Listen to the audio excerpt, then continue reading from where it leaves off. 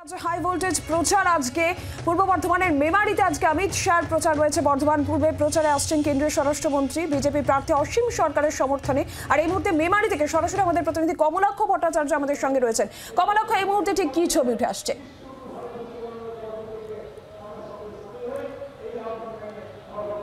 দেখো, হিট ওয়েভের মধ্যে একেবারে হাই ভোল্টেজ প্রচার। বিজেপির শীর্ষ নেতৃত্ব, কেন্দ্রীয় নেতৃত্ব এতদিন তারা উত্তরবঙ্গে সফর করেছেন এবং নির্বাচনী প্রচার এই মুহূর্তে তারা দক্ষিণবঙ্গ এবং রাজ্যের পশ্চিমাঞ্চলের দিকে একেবারে শীর্ষ নেতারা তারা পরের পর আসছেন।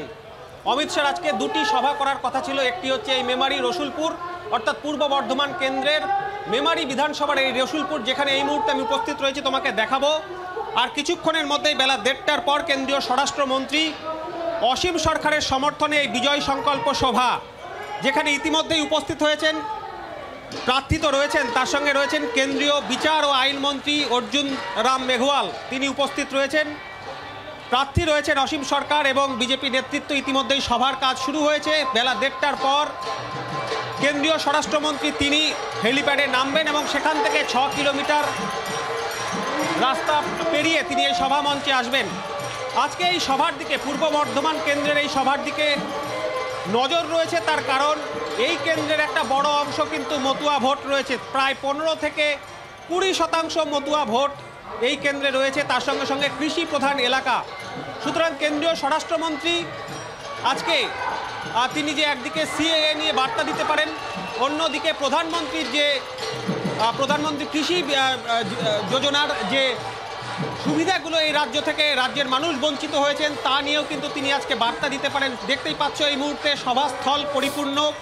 রসুলপুরের এই মাঠে এই মুহূর্তে বিভিন্ন মানুষজন, নারী পুরুষ নির্বিশেষে তাদের উপস্থিতি আমরা লক্ষ্য করতে পাচ্ছি।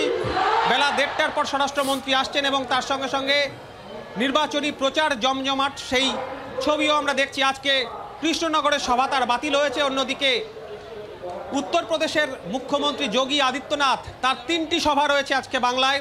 আসানসোলে 2টি সভা এবং বীরভূমে তিনি 1টি সভা করবেন। সব মিলিয়ে পশ্চিমাঞ্চল এবং দক্ষিণবঙ্গে বিজেপির প্রচার জমজমাট।